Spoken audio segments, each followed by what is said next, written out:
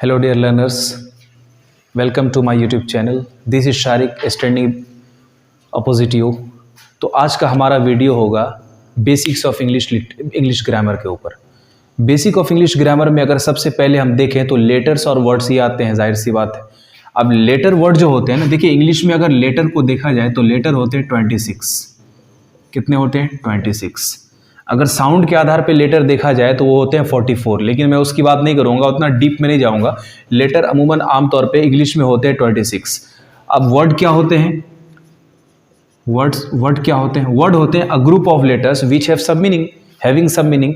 एक से ज़्यादा लेटर जिसका कुछ ना कुछ मतलब निकले उसको हम क्या कहेंगे? लेटर निकलेंगे, उसको हम क्या बोलेंगे? वर्ड बोलेंगे।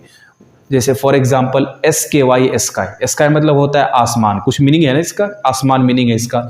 और अ ग्रुप ऑफ लेटर है, 3 लेटर से मिलके बना है, एक वर्ड है, तो उसको हम क्या बोलेंगे? उसको हम वर्ड बोलेंगे। अब देखिए, अब होता क्या है कि इंसान जो है ना, स्टूडेंट जो है ना, अब होता क्या है कि स्टूडेंट कंफ्यूज जाते हैं एक लेटर्स में और अल्फ़ाबेट में। ये दोनों बहुत कंफ्यूजन वाली चीज़ है। लेटर्स जो होते हैं इंग्लिश में, वो लेटर्स होते हैं 26, लेटर्स होते हैं 26, और अल्फ़ाबेट इंग्लिश में होते हैं 1। इंग्लिश में अल्फ़ाबेट जो होते हैं वो सिर्फ और सिर्फ 1 होते हैं। वो कैसे? देखिए, अल्फ़ाबेट को अगर हिंदी में बोला जाए तो हिंदी में उसको बोला जाता है वर्णमाला। वर्णमाला को अगर आप अपने भाषा में अगर समझेंगे तो माला होता है ना, माला क्या होता है? Sequence of flower. अगर एक फ्लावर होता है, एक धागा होता है, उसमें कई फूल लगे होते हैं, उसको आप माला बोलते हैं। तो बस अल्फ़ाबेट भी ऐसे ही है। 26 लेटर का ग्रुप को हम एक अल्फ़ाबेट मानते हैं। 26 लेटर्स के ग्रुप को हम क्या मानते हैं? एक अल्फ़ाबेट मानते हैं। अगर हम कहें कि इंग्लिश में एक अल्फ़ाबेट है, इसका मतलब ये होता है कि 26 लेटर उसके अंदर है। अब आपके सामने सेंटेंस लिखा हुआ है। सेंटेंस को हम समझेंगे कि सेंटेंस होता क्या है। सेंटेंस का डेफिनेशन अगर आप देखिएगा तो लिखा हुआ है a group of words which have complete sense. उसको हम सेंटेंस बोलेंगे। मतलब एक से ज़्यादा वर्ड जिसका कुछ न कुछ मत नहीं, बल्कि उसका कंप्लीट मीनिंग निकले, उसको हम सेंटेंस कहेंगे। अब आपके सामने देखिए सेंटेंस लिखा हुआ है। सेंटेंस का अगर स्ट्रक्चर की बात करें तो सेंटेंस को स्ट्रक्चर के लिए एक subject plus verb plus object या कॉम्प्लीमेंट, ये आपका स्ट्रक्चर है सेंटेंस का। सब्जेक्ट, वर्ब और ऑब्जेक्ट या कॉम्प्लीमेंट। अभी हम समझेंगे सब्जेक्ट क्या होता है, वर्ब क्या होता है और ऑब्जेक्ट कॉम्प्लीमेंट क्या होता है, हम समझेंगे इस चीज़ को। लेकिन पहले सेंटेंस के डेफिनेशन को हमको समझना बहुत ज़रूरी है। सेंटेंस का मतलब क्या होता है? Group of words which have complete sense is called a sentence. मतलब शब्दों का समूह जिसका पूरा अर्थ निकले, मतलब सामने वाले को अगर हम कोई बात बता रहे हो तो वो सामने वाले को पूरा मतलब समझ में आए, उसी को हम सेंटेंस बोलेंगे। सेंटेंस को अगर देखा जाए तो सेंटेंस को हम अपने भाषा में कह सकते हैं कि एक मैसेज। क्या कह सकते हैं हम? एक मैसेज कह सकते हैं। वो कैसे कह सकते हैं हम आगे समझेंगे। देखिए आपके सामने 3 सेंटेंस लिखा हुआ है। ही प्लेज क्रिकेट, वह क्रिकेट खेलता है। अगर मैं आपको बोलता हूं कि ऐसा है, राम बाजार गया है, राम बाजार गया है, तो आपको पूरा मीनिंग समझ में आ रहा है कि मैं किसके बारे में कहना चाह रहा हूं और क्या कहना चाह रहा हूं। आपको पूरा सेंस आ रहा है, ठीक है। अगर बोलूँ कि शी इज़ अ गर्ल, वह एक लड़की है, तो आपको पता है मैं किसके बारे में बात कर रहा हूँ और क्या बात कर रहा हूँ। मतलब सेंटेंस है ना, आपको पता चल रहा है कि पूरा मीनिंग पता चल रहा है कि मैं क्या बात कर रहा हूँ। अब सेंटेंस का दूसरा सेंटेंस देखिए, दूसरा एग्जाम्पल देखिए यहाँ पे। इफ़ ही प्लेज क्रिकेट, अगर वो क्रिकेट खेलता है तो, ये लिखा हुआ है इफ़ ही प्लेज क्रिकेट, अगर वो क्रिकेट खेलता है तो। कहीं ना कहीं आपके अंदर डाउट है इस एग्जाम्पल को लेके। इस एग्जाम्पल का मतलब होता है कि अगर वो क्रिकेट खेलता है तो, अगर वो क्रिकेट खेलता है तो क्या, वो क्या कर लेगा या वो क्या करेगा। तो मतलब कहीं ना कहीं मीनिंग आधा अधूरा है, इसका कंप्लीट मीनिंग नहीं निकल रहा है। अब तीसरा एग्जाम्पल देखिए। तीसरा एग्जाम्पल ये है आपका इज प्लेइंग, खेल रहा है। कौन खेल रहा है, क्या खेल रहा है, कंप्लीट मीनिंग नहीं निकल रहा है। सेंटेंस का मतलब क्या होता है? कंप्लीट मीनिंग ही होता है ना। कंप्लीट मीनिंग कहाँ निकल रहा है? तो मतलब ये सेंटेंस नहीं है आपका। अब सेंटेंस जो एक्चुअल में वर्ड आया है ना, वो एक सेंटिया से वर्ड आया है। इसका जो रूट वर्ड है सेंटेंस का, वो कौन सा है? सेंटिया है। सेंटिया मतलब होता है सेंस। सेंस मतलब होता है समझ। अगर आपको कोई चीज़ समझ ही नहीं आएगा तो वो सेंटेंस तो हो ही नहीं सकता। अभी हमने डिस्कस किया, ठीक है।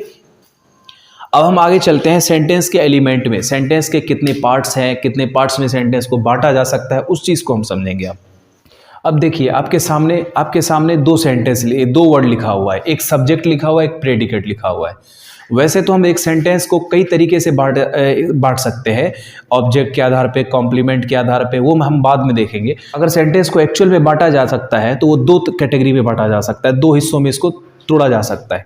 एक आपका सब्जेक्ट होता है, एक प्रेडिकेट होता है। सब्जेक्ट के अलावा वैसे तो अगर बोला जाए कि प्रेडिकेट, सब्जेक्ट क्या होता है? सब्जेक्ट होता है व्हाट इज टॉक्ड अबाउट। अगर कोई भी सेंटेंस लिखा हुआ है तो सेंटेंस में पूरा जो इंफॉर्मेशन है, सेंटेंस जो पूरा मैसेज है, वो मैसेज किसको लेकर है, किसके बारे में बात हो रही है, उसको हम सब्जेक्ट बोलते हैं। एक्चुअली में एक मिसकंसेप्शन रहता है हम स्टूडेंटों के बीच में कि सब्जेक्ट हमेशा डूअर होता है। सब्जेक्ट हमेशा डूअर होता है, मतलब एक सेंटेंस में अगर कोई काम कर रहा है तो वो सब्जेक्ट है। ऐसी बात नहीं है, सही सच है, ये सच है, लेकिन आधा अधूरी बात है। आधी अधूरी बात का मतलब है कि हमेशा आपका सब्जेक्ट जो है वो मतलब लिविंग थिंग्स नहीं होगा, वो काम करने वाला ही नहीं होगा। कभी कभी नॉन लिविंग थिंग्स भी होता है, कभी कभी क्या, आपके सेंटेंस के ऊपर डिपेंड करता है। आप सब्जेक्ट के हिसाब से देखा जाए, सब्जेक्ट तो आपको समझ में आ गया कि सब्जेक्ट क्या होता है, मतलब एक सेंटेंस जिसके बारे में पूरा इंफॉर्मेशन या पूरा मैसेज जिसके बारे में बात हो रही हो। अगर एग्जाम्पल मैं आपको दूं तो अगर आपको कहा जाए कि प्लास्टिक के ऊपर एक एसे लिखिए, प्लास्टिक के ऊपर एक एसे लिखिए, तो आप क्या बोलिएगा? प्लास्टिक के ऊपर ना, ये जो पूरा इंफॉर्मेशन, पूरा जो मैसेज आपको दे रहे हैं हम, प्लास्टिक के ऊपर एक ऐसे लिखिए, ये किसके बारे में बात हो रही है? प्लास्टिक के बारे में बात हो रही है। तो प्लास्टिक आपका सब्जेक्ट है, और जो भी चीज़ आप उसका निचोड़ लिखिएगा या कोई भी चीज़ लिखिएगा उसको हम कहेंगे प्रेडिकेट। तो हम एग्जाम्पल से समझेंगे। 3 एग्जाम्पल लिखा हुआ है, तीनों एग्जाम्पल को हम गौर से समझेंगे और इस एग्जाम्पल की मदद से हम सब्जेक्ट और प्रेडिकेट को समझेंगे सेंटेंस के। देखिए, सबसे पहले एक चीज़ आप दिमाग में बैठा लीजिए, नोट कर लीजिए, हमेशा एक सेंटेंस का सब्जेक्ट हमेशा एक सेंटेंस का या तो नाउन होता है या तो प्रोनाउन होता है। वो नाउन फ्रेज भी हो सकता है, नाउन क्लॉज भी हो सकता है।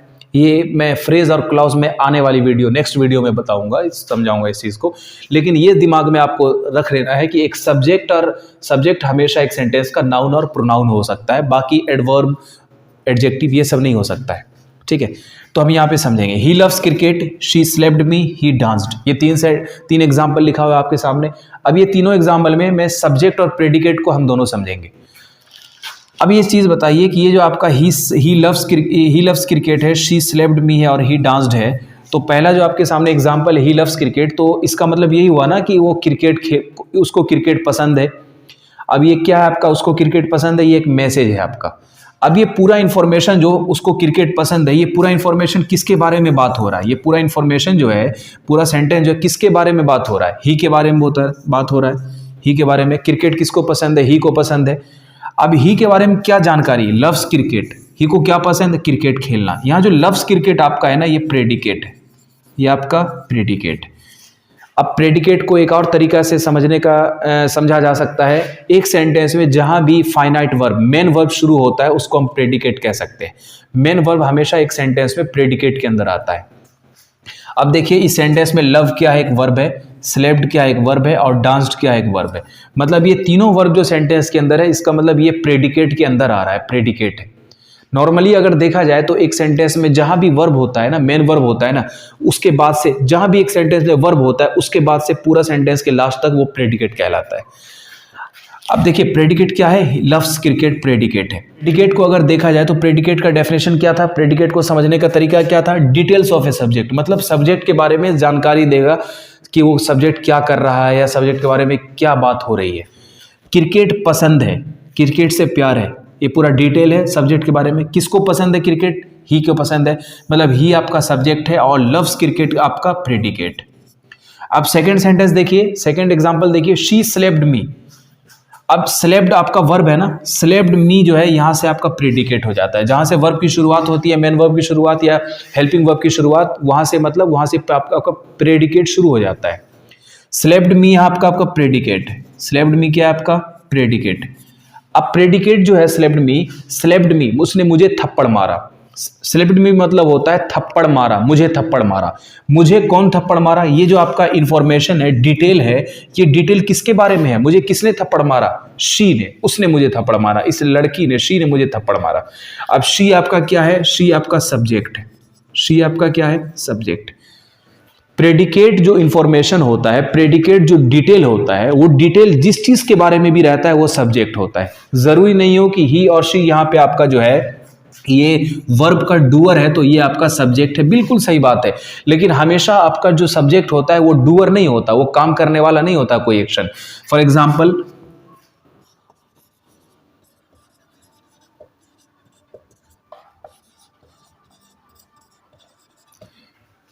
द चेयर इज ब्रोकन, एक सेंटेंस लिखा हुआ है आपके सामने, कुर्सी टूटी हुई है, पूरी मतलब निकल रहा है ना। अब कौन सा कुर्सी, कहाँ वाला कुर्सी, वो बात की बात है, लेकिन कुर्सी टूटी हुई है, इंफॉर्मेशन पूरा एकदम मैसेज आ रहा है आपके सामने। अब हम यहाँ पे इस सेंटेंस को तोड़ेंगे कि सब्जेक्ट क्या है, प्रेडिकेट क्या है। अभी हमने क्या कहा कि जहाँ से एक सेंटेंस में वर्ब की शुरुआत हो जाती है उसको प्रेडिकेट मान लीजिए। तो मतलब इससे वर्ब की शुरुआत हो रही है सेंटेंस का, इस ब्रोकन आपका प्रेडिकेट हो गया। प्रेडिकेट क्या होता है? प्रेडिकेट होता है डिटेल, किसके बारे में? जानकारी, सब्जेक्ट के बारे में। इस ब्रोकन का मतलब होता है टूटी हुई है। क्या टूटी हुई है? कुर्सी टूटी हुई है। अब आपका सब्जेक्ट क्या हो गया? चेयर हो गया ना। चेयर आपका सब्जेक्ट है, ठीक है। सब्जेक्ट हमेशा नाउन या प्रोनाउन होता है, आपका चेयर जो है वो नाउन है। दुनिया में जो भी चीज़ों को देखा जा सकता है, छुआ जा सकता है, दुनिया में कोई भी चीज़ को छुआ और देखा जा सकता है वो आपका नाउन होता है। हालांकि फील भी किया जा सकता है एब्स्ट्रैक्ट नाउन को, वो बात की बात है, वो नाउन में बताऊंगा। लेकिन यहाँ पे चेयर आपका क्या है? सब्जेक्ट है, क्योंकि इस ब्रोकन जो आपका प्रेडिकेट है किसके लिए आ रहा है? सब्जेक्ट के लिए, चेयर के लिए आ रहा है, तो आपका चेयर सब्जेक्ट हो गया। तो सब्जेक्ट और प्रेडिकेट आई थिंक आपको समझ में आ गया है कि सेंटेंस के अंदर तीन चीज़ का होना ज़रूरी है। शी इज़ अ गर्ल एक सेंटेंस है, शी इज़ ए गर्ल एक सेंटेंस, वो एक लड़की है, ये आपका सब्जेक्ट, ये पूरा सेंटेंस है। वो एक लड़की है, पूरा मीनिंग बताया जा रहा है, वो एक लड़की है, एक आपका सेंटेंस है। लेकिन एक सेंटेंस को सेंटेंस होने के लिए तीन चीज़ों की ज़रूरत पड़ती है। पहला, उसका पूरा सेंस निकलना चाहिए। दूसरा, वो ग्रामेटिकल होना चाहिए। और तीसरा, वो लॉजिकल होना चाहिए। ये सेंटेंस की क्वालिटी होनी चाहिए। अगर एक सेंटेंस में तीनों चीज नहीं हुआ तो उसको आप सेंटेंस नहीं बोल सकते। सेंटेंस उसी को बोलेंगे ना आप, जो मैसेज को, जो मीनिंग हम किसी को बता रहे हैं। अब यहां पे एक सेंटेंस आप देखिए,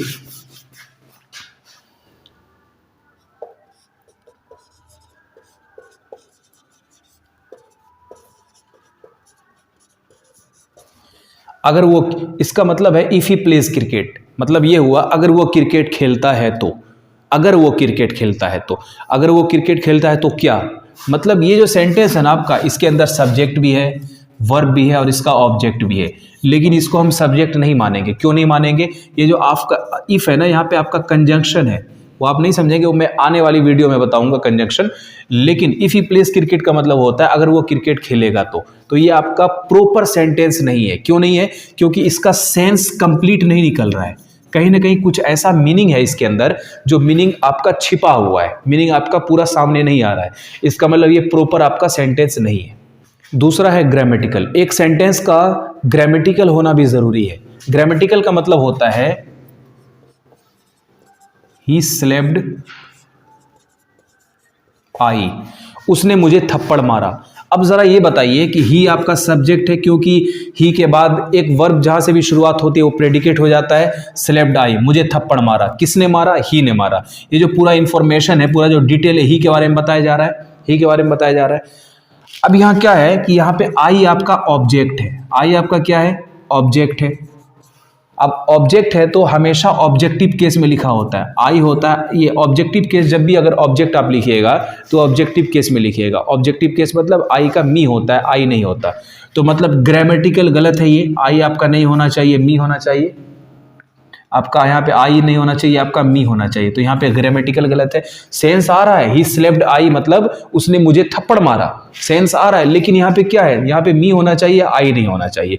क्योंकि वर्ब के बाद, आमतौर पे वर्ब के बाद हमेशा ऑब्जेक्टिव केस आता है, कभी कभी नहीं भी आता है। लॉजिकल, लॉजिकल मतलब एक सेंटेंस का सेंस भी आ रहा है, एक सेंटेंस का ग्रामर भी सही है, लेकिन एक सेंटेंस में लॉजिक का भी होना जरूरी है। फॉर एग्जाम्पल, यहाँ पे हमने सेंटेंस लिखा he killed me, he killed me, उसने मुझे मार दिया। अब एक चीज बताइए, एक वर्ब का यहां से शुरुआत हुआ किल्ड से, मुझे मार दिया, ये पूरा आपका क्या है? डिटेल है। ये पूरा डिटेल है, मतलब ये आपका प्रेडिकेट है, ये प्रेडिकेट है मतलब डिटेल है। अब ये डिटेल किसके लिए है? ही के लिए है ना। उसने ये मुझे मार दिया, कौन मुझे मारा? ही मारा। ही मतलब सब्जेक्ट है आपका। अब एक चीज़ बताइए, अगर कोई मुझे जान से मार दिया तो मैं आपके सामने बोल पा रहा हूँ क्या? मतलब ये इलॉजिकल है, ये आउट ऑफ सेंस है, इलॉजिकल है। अगर कोई मुझे जान से मार देगा तो मैं आपके सामने कैसे बोलूँगा? इसका सेंटेंस का सब्जेक्ट वर्ब ऑब्जेक्ट भी सही है, सेंटेंस का ग्रामर भी सही है, सेंटेंस का सेंस भी आ रहा है, लेकिन ये सेंस उल्टा आ रहा है, ये लॉजिकल नहीं है, ये इलॉजिकल है। मतलब एक सेंटेंस के अंदर 3 चीज़ों का होना ज़रूरी है, सेंस का, ग्रामर का और लॉजिक का। अब हम समझेंगे एक सेंटेंस में ऑब्जेक्ट क्या होता है। ऑब्जेक्ट हम समझेंगे, कोई भी सेंटेंस के अंदर एक मेन वर्ब के पास आके आपको क्वेश्चन पूछना है, व्हाट में, हु में या हुम में।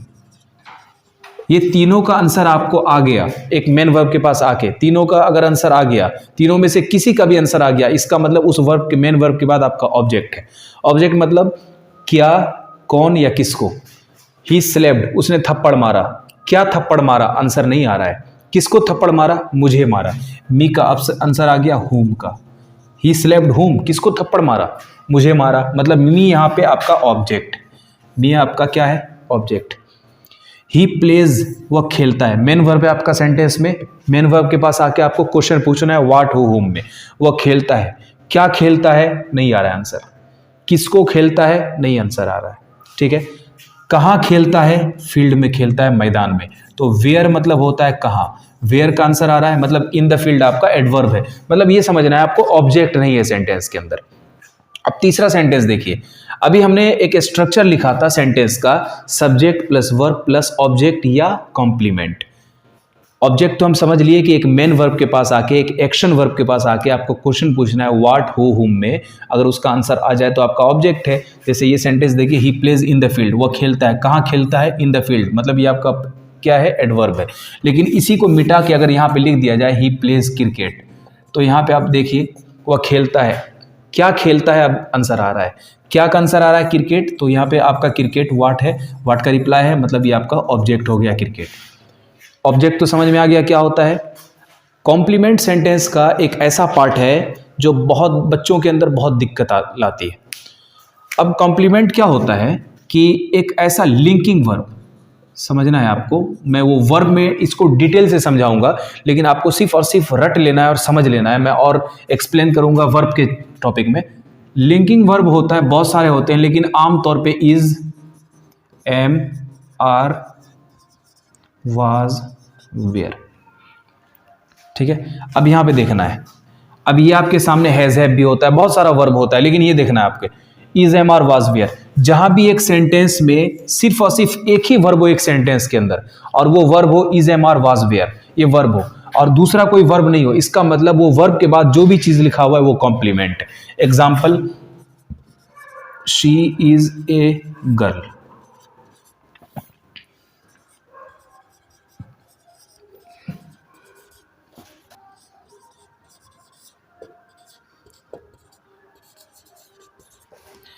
आपके सामने 3 सेंटेंस लिखा गया है। शी इज़ अ गर्ल, वह एक लड़की है, पूरा सेंस आ रहा है, ग्रामर भी सही है, लॉजिक भी सही है, मतलब एक सेंटेंस है।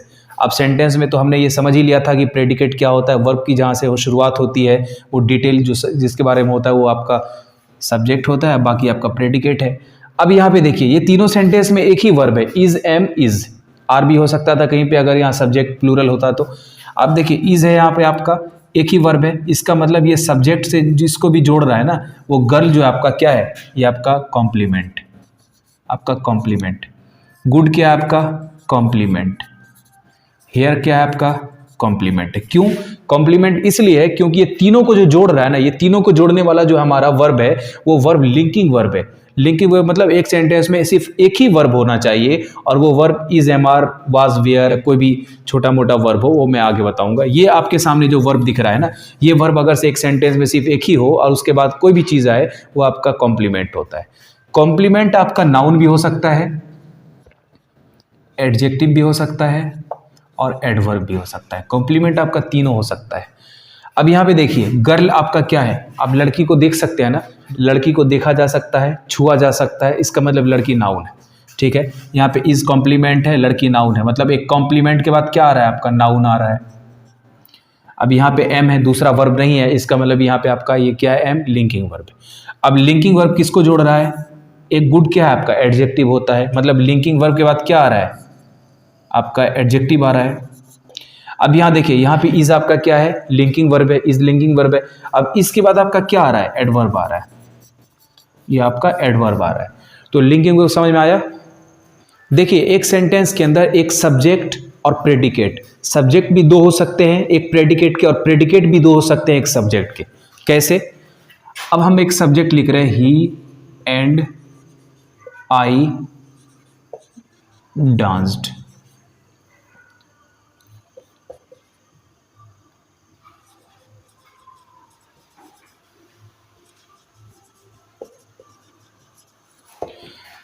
आपके सामने दो सेंटेंस लिखा हुआ है, इसका पहले का मतलब है वह और मैं दोनों जो है डांस किए नाचे। दूसरे का मतलब होता है वह जो है एक आदमी है, कोई इंसान है, वो क्या किया, वो डांस भी किया और गाना भी गाया।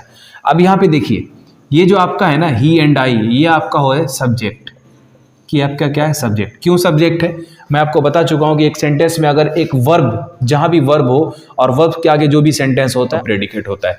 सेंटेंस में एक ही वर्ब है डांस्ड, मतलब ये डांस आपका क्या है प्रेडिकेट। आपका प्रेडिकेट एक भी हो सकता है, प्रेडिकेट एक से ज़्यादा भी हो सकता है, सब्जेक्ट एक भी हो सकता है, सब्जेक्ट एक से ज़्यादा भी होता है। जहाँ पे अगर सब्जेक्ट एक से ज़्यादा होता है ना, उसको हम कहते हैं कंपाउंड सब्जेक्ट, उसको हम कहते हैं कंपाउंड सब्जेक्ट। यहाँ पे आपका सब्जेक्ट कंपाउंड है, दो सब्जेक्ट एक ही काम को अंजाम दे रहा है, एक ही प्रेडिकेट को अंजाम दे रहा है, तो वहाँ पे आपका क्या हो गया, कंपाउंड सब्जेक्ट हो गया। अब यहाँ देखिए आप, सब्जेक्ट हमारा एक है, लेकिन इसको ये जो सब्जेक्ट काम किया ना, ये दो काम किया, मतलब इसका प्रेडिकेट दो है, एक तो डांस किया और एक गाया। तो यहाँ पे आपका जो प्रेडिकेट है वो कितना है, दो है, दो प्रेडिकेट है, और इसको हम क्या कहेंगे, कंपाउंड प्रेडिकेट कहेंगे।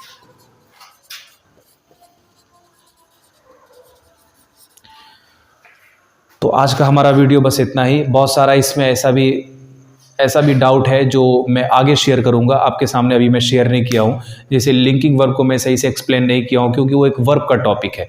मैं कोशिश करूंगा आगे आने वाले वीडियोस में इस डाउट को मैं क्लियर करूं।